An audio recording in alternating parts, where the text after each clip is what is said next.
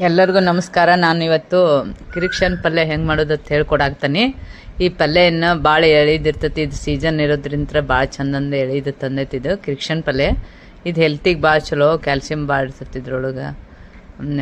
ಇದು ನೋಡ್ರಿ ಎಷ್ಟು ಚಂದ ಐತಿ ಪಲ್ಯ.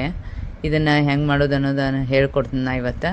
ಇದನ್ನೆಲ್ಲ ಈ ಥರ ಎಲ್ಲ ಸೋಸ್ಕೋಬೇಕು. ಇದನ್ನು ಪಲ್ಯ ನೋಡ್ರಿ, ಇದು ಎಳೆ ಪಲ್ಯ ಇರೋದ್ರಿಂದ ಈ ಥರ ಕಟ್ ಆಗುತ್ತೆ ಅದು ಚಂದಂಗೆ. ಇದನ್ನ ಪೂರ್ತಿಯಾಗಿ ಸೋಸ್ಕೊಂಡು ಈ ಥರ ಇದ್ರೊಳಗೆ ಹಾಕಿ ನೀರೊಳಗೆ ಹಾಕಿ ತೊಳಿಬೇಕು. ಇದನ್ನು 2 ಸಲ ತೊಳಿಬೇಕು. ಯಾಕಂದ್ರೆ ಹೊಲದಲ್ಲಿ ಹಾಕಿರೋದ್ರಿಂದ ಮಣ್ಣು ಇರೋದ್ರಿಂದ 2 ಸಲ ಇದನ್ನ ಒಂಚೂರು ನೆನೆಯಾಕಿಟ್ಟು 2 ಸಲ ತೊಳಿತಾರೆ. ಇದನ್ನ ನೋಡಿ, ಈ ಸಲ ಈಗ 2ನೇ ಸಲ ಹಿಂಗೆ ತೊಳ್ಯಾಕ್ತಾನೆ. ಇದನ್ನೇನು ಮಾಡ್ಬೇಕಂದ್ರೆ ನೀರಾಗೆಲ್ಲ ಹಿಂಗೆ ಗಲಿಬಿಲಿ ಮಾಡಿ ಚಂದಂಗೆ ಇದನ್ನು ಮಾಡಿ ತೊಳಿಬೇಕು. ಇದನ್ನು ಸ್ವಚ್ಛಂಗೆ ಕ್ಲೀನಂಗೆ ತೊಳ್ಕೊಬೇಕು. ನೋಡಿ, ಈಗೆಲ್ಲ ತೊಳೆದಾಗೈತಿ. ಇದು ಸ್ವಚ್ಛಂಗೆ ತೊಳೆದಾಗೈತಿ. ಕಿರಿಕ್ಷನ್ ಪಲ್ಯ ಅಂತಾರೆ ಇದಕ್ಕೆ ಬೆಳ್ಳುಳ್ಳಿ ಜಾಸ್ತಿ ತೊಗೋಬೇಕು. ಬೆಳ್ಳುಳ್ಳಿ ಹಾಕಬೇಕು. ಬೆಳ್ಳುಳ್ಳಿ ಇರೋದ್ರಿಂದ ಇದಕ್ಕೆ ಭಾಳ ಟೇಸ್ಟ್ ಬರ್ತೈತಿ. ಈಗ ಸ್ವಲ್ಪ ಆಯಿಲ್ ಹಾಕಿ ಅದು ಕಾಯ್ದ ನಂತರ ಬೆಳ್ಳುಳ್ಳಿ ಹಾಕ್ಕೋಬೇಕು.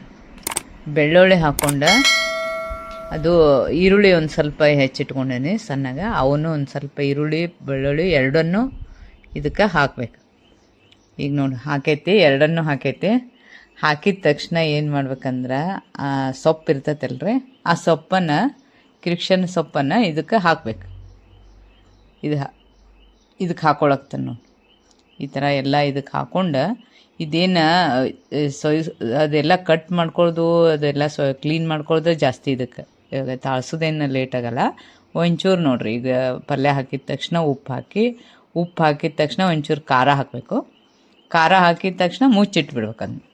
ಪಲ್ಯ ಯಾವಾಗಲೂ ಅದು ಮುಚ್ಚಿಡ್ಬೇಕು. ಅದು ಸ್ಟೀಮ್ ಮೇಲೆನ ಇದಾಗಬೇಕದು, ಉಮ್ಗೊಳ್ಳೋದತ್ತಾಗಬೇಕು. ಸ್ಟೀಮ್ ಮೇಲೆ ಆಗ್ಬೇಕು ಅದೆಲ್ಲ. ನೋಡಿ, ಈಗ ಮುಚ್ಚಿಟ್ಬಿಟ್ಟಿವಲ್ರಿ, ಇದೆಲ್ಲ ಕೆಳಗಿಳಿದು ಬಿಟ್ಟೈತೆ ನೋಡಿ ಪಲ್ಯ. ನೋಡಿ, ಈ ಥರ ಎಲ್ಲ ಕೆಳಗಿಳಿದ ಹಿಂಗಾಗೇ ಬಿಟ್ಟೈತೆ. ಎಣ್ಣೆಗೆ ತಾಳ್ಸೋದ್ರಿಂದ ಇದು ಅದು ಒಳಗೆ ಹೋಗಿಬಿಟ್ಟಿರ್ತೈತಲ್ಲ, ನೀರಿನ ಅಂಶ ಎಲ್ಲ ಈಗ ಹೋಗೈತಿ. ಈಗ ಮುಚ್ಚಿಟ್ಟೈತೆ ನೋಡ್ರಿ. ಮುಚ್ಚಿಟ್ಟಿದ್ದು ತೆಗೆದು ಹೀಗೆಲ್ಲ ಇದನ್ನು ಮಾಡ್ಕೊಂಡು ತಾಳಿಸ್ಬೇಕತ್ತಾರೆ. ಇದಕ್ಕೆ ತಾಳ್ಸೋದತ್ತಾರೆ, ಪಲ್ಯ ತಾಳ್ಸೋದು. ಈಗೆಲ್ಲ ನೀರಿನ ಅಂಶ ಎಲ್ಲ ಹೋಗಿಬಿಟ್ಟೈತಿ. ಈಗ ನೋಡಿ ಹಿಂಗಾಗೈತೆ ನೋಡಿದ್ದು.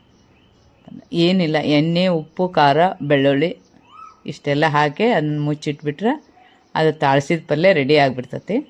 ಅದಕ್ಕೆ ಏನು ಮಾಡ್ಬೇಕಂದ್ರೆ ಕಾಂಬಿನೇಷನ್ನ ಈ ಚಟ್ನಿ ಕುಟ್ತಾರಲ್ರಿ, ಬ್ಯಾಡಗಿ ಮೆಣಸಿನ್ಕಾಯಿ ಚಟ್ನಿ ಕುಟ್ಟೈತಿ. ಅದಕ್ಕೂ ಬೆಳ್ಳುಳ್ಳಿ ಅದು ಎಲ್ಲ ಹಾಕಿ ಬ್ಯಾಡಗಿ ಮೆಣಸಿನ್ಕಾಯಿ ಚಟ್ನಿ. ಅದಕ್ಕೊಂದು ಸ್ವಲ್ಪ ಬಿಸಿ ರೊಟ್ಟಿಗೆ ತುಪ್ಪ ಹಾಕೊಳಕ್ತತಿ. ರೊಟ್ಟಿ ಬಿಸಿ ಇರೋದ್ರಿಂದ ತುಪ್ಪ ಎಲ್ಲ ಕರಗಿಬಿಡ್ತು.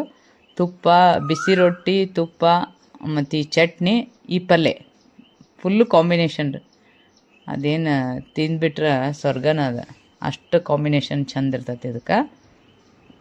ಈ ಪಲ್ಯ ಭಾಳ ಹೆಲ್ತಿಗೆ ಭಾಳ ಚಲೋ ಐತಿ. ಅದಕ್ಕೆ ಎಲ್ಲರೂ ಮಾಡಿ ನೋಡ್ರಿ. ನಮ್ಮ ಚಾನಲ್ ಸಬ್ಸ್ಕ್ರೈಬ್ ಆಗಿರಿ. ಇದಕ್ಕೆ ಕಾಂಬಿನೇಷನ್ ಎಲ್ಲ ಈರುಳ್ಳಿ, ಸೌತೆಕಾಯಿ ಇಂಥವೆಲ್ಲ ತೊಗೊಂಡು ತಿಂದು ಬೆಸ್ಟ್ ಆಗಿರ್ತೈತಿ.